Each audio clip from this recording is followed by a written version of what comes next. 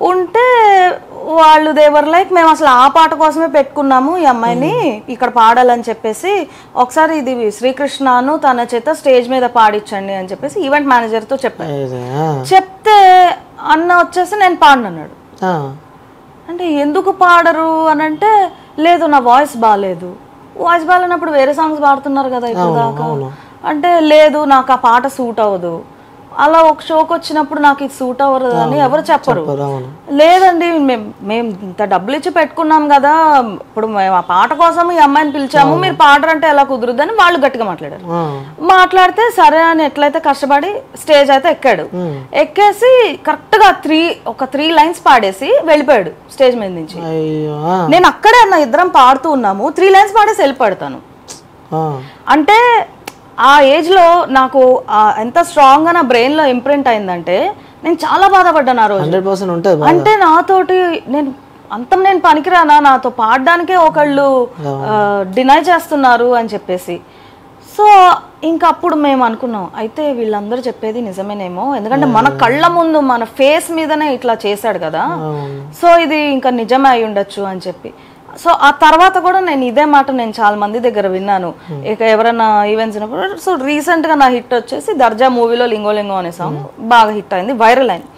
అయినప్పుడు కొంతమంది event managers call చేశారు మళ్ళీ నాకు చేసి అడుగుతున్నారు ఓకే అండి షో చేస్తా అంటే మీరు శ్రీకృష్ణ టీమా కాదండి మీరు సాకేత్ టీమా అంటే కాదండి అయితే మేము మళ్ళీ చెప్తాంలేండి. అంటే బ్యాచెస్ ఉంటాయి ఇందులో బ్యాచెస్ ఉంటాయి ఎందుకంటే వాళ్ళు పాడమని చెప్తారు. ఓకే వాళ్ళకి ఇష్టం లేని పర్సన్ ఎవరన్నా ఈ ఫీల్డ్ లో ఎంటర్ అయితే అని అంటారు. మళ్ళీ ఫ్యూ ఇయర్స్ బ్యాక్ కూడా ఇదే జరిగింది నాకు మళ్ళీ ఈ వ్యక్తితోనే. తెలీదు ఇప్పటికి స్టిల్ తెలీదు ఇప్పటికి తెలీదు అసలు ఏం లేదు అసలు గొడవే లేదు. తనకి నాకేం గొడవలు ఉంటాయి అన్న పెద్దోడు నేను చిన్నదాన్ని తనకి నాకేం గొడవలు ఉంటాయి మరి తెలీదు ఇప్పటిదా తెలీదు. ఓకే ఎప్పుడైనా కలవడం జరిగిందా? ఆ తర్వాత ఇంకెప్పుడు కలవలా నేను. ఆ రోజు స్టేజ్ మీద ఎప్పుడైతే నా ఫేస్ మీద నేను పాడను అని చెప్పేసి వెళ్ళిపోయాడో ఆ తర్వాత ఇంకెప్పుడు నేను తనని కాంటాక్ట్ చేయడం కానీ తనతో మాట్లాడడం కానీ నేను ఇంకెప్పుడు చేయలేదు. ఓకే సో ఈ ఇష్యూ పక్కన పెడితే ఈ ప్రవస్తి అనే అమ్మాయి బయటికి వచ్చిన తర్వాత మీతో కాల్ మాట్లాడడం కానీ ఇలాంటివి ఏమైనా జరిగాయి? అసలు ఏం జరిగిందని చెప్పి అనుకున్నారా? అసలు నేను ఈ మధ్యనే మాట్లాడాను ఇష్యూ అంతా జరుగుతుంటే అసలు ఏంటి ఏమైంది అని చెప్పి నేను కాల్ చేశాను మాట్లాడాను.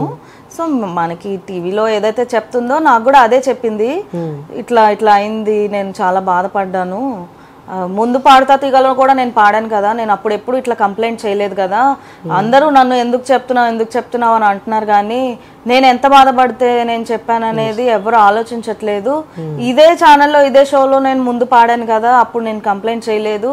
ఇప్పుడు నాకు కష్టమైంది కాబట్టి నేను సఫర్ అయ్యాను నేను డిప్రెషన్లో అనిపిస్తుంది కాబట్టి నేను మాట్లాడుతున్నాను అని చెప్పేసి అన్నదన్నమాట. డ్రెస్సెస్ గురించి కూడా నేను అడిగాను డ్రెస్సెస్ గురించి ఇట్లా జరగదు కదా ఇట్లా నీకు బ్యాడ్ ఎక్స్పీరియన్స్ అయిందా అంటే అవును నాకు అయ్యింది లైక్ చిన్న సైజ్ ఏంటి లంగా లేదో కుట్టారు ఏదో చెప్పింది కుట్టేసి అది కిందకి వేసుకోమని నన్ను బాగా ఫోర్స్ చేశారు.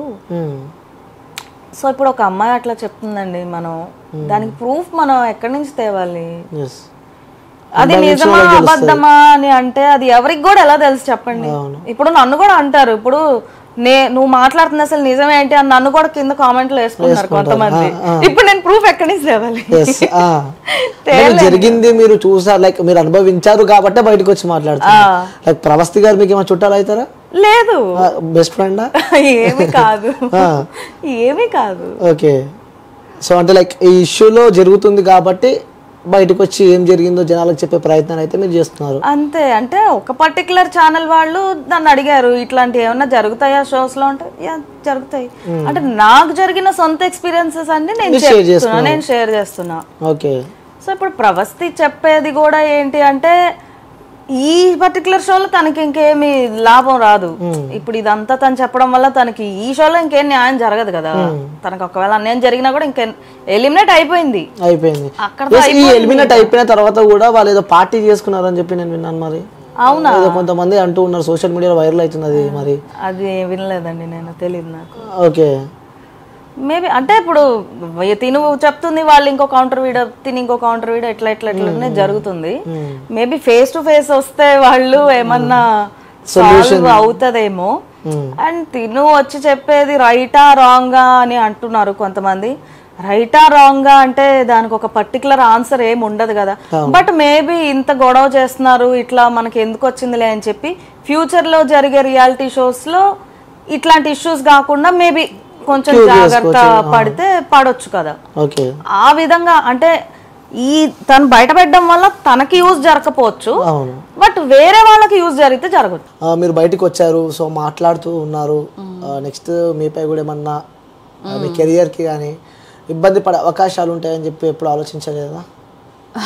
ఇప్పుడు చెప్పాను కదా నా కెరీర్ ని ఎంత ఇబ్బంది పెట్టారు. ఇప్పుడు గ్రూపిజం అనేది ఇండస్ట్రీలో ఫుల్ గా ఉంది. ఇక్కడ ఫిల్మ్ ఇండస్ట్రీలో టీవీ వైపే కాదు, సినిమాల వైపు గ్రూపిజం అనేది ఫుల్ గా ఉంది. సో పెద్ద మ్యూజిక్ డైరెక్టర్స్ దగ్గర అందరూ వీళ్ళే ఉన్నారు, ఈ సో కాల్డ్ సింగర్స్ అసిస్టెంట్స్ గా ఉన్నారు అనమాట. సో ఇంకా ఏం డ్యామేజ్ జరుగుతుంది అంటారు అని. ఇంకోటి ఇందులో కూడా కమిట్మెంట్స్ లాంటివి ఏమైనా ఉంటాయి అంటారు? ఉంటాయి. అంటే మీరు ఎప్పుడన్నా మీతో మీ కొలీగ్స్ కానీ ఫ్రెండ్స్ నాతో అట్లా తప్పుగా మాట్లాడడం అయితే జరగలేదండి ఇప్పటిదాకా. బట్ ఇలా జరిగింది, వీళ్ళతో అలా జరిగింది విన్నాను, నేను కూడా చాలా విన్నాను. బట్ నేను స్ట్రాంగ్ గా ఏం బిలీవ్ చేస్తానంటే మనం ఉండే దాన్ని బట్టి, మనం బిహేవ్ చేసే దాన్ని బట్టి కూడా డెఫినెట్ గా ఎదుటి వాళ్ళ చూపు ఉంటది అండ్ వాళ్ళ మాట కూడా ఉంటది. నేనైతే స్ట్రాంగ్ గా దాంట్లో బిలీవ్ చేస్తాను. సో నాకు ఇట్లాంటి ఎక్స్పీరియన్సెస్ అయితే అసలు అవ్వలేదు. అవకాశాలు ఇస్తాము, పైకి తీసుకొస్తాము, పెద్ద మ్యూజిక్ డైరెక్టర్ కూడా మేము లైక్ సింగింగ్ ఒక పాట ఇస్తాము. జరుగుతుంటాయండి, ఎందుకు జరగవు? ప్రతి దగ్గర జరుగుతాయి కదా. ఎక్కడ జరగవు? సాఫ్ట్వేర్ కంపెనీస్ లో లేవా, లేకపోతే డాక్టర్స్ దగ్గర లేవా? ఇప్పుడు అసలు అంతా ఇప్పుడు ఎవరు పట్టించుకోవట్లేదు కూడా. సో జరుగుతున్నాయి. ఓకే, సో చివరిగా చూసే వ్యూవర్స్ కి ప్రజలకి ఏం చెప్తారు మీరు? లైక్ ఎందుకంటే ఇలాంటి ఇష్యూస్ బయటకు వచ్చినప్పుడు జనాలు భయపడుతూ ఉంటారు. లైక్ ఎవరైనా ఆ సింగర్ కావాలని చెప్పి అవకాశాలు ఉన్నా, సో అప్కమింగ్ ఇప్పుడు వచ్చే 18+ వాళ్ళు కానీ ఆ సింగర్ని చేద్దాము, నా కొడుకుని కూతురు అని చెప్పి ఎన్నో కళలు కన్న వాళ్ళు కూడా ఇలాంటి ఆరోపణలు బయటకు వస్తే వాళ్ళు భయపడుతూ ఉంటారు. లైక్ నా కూతురికి.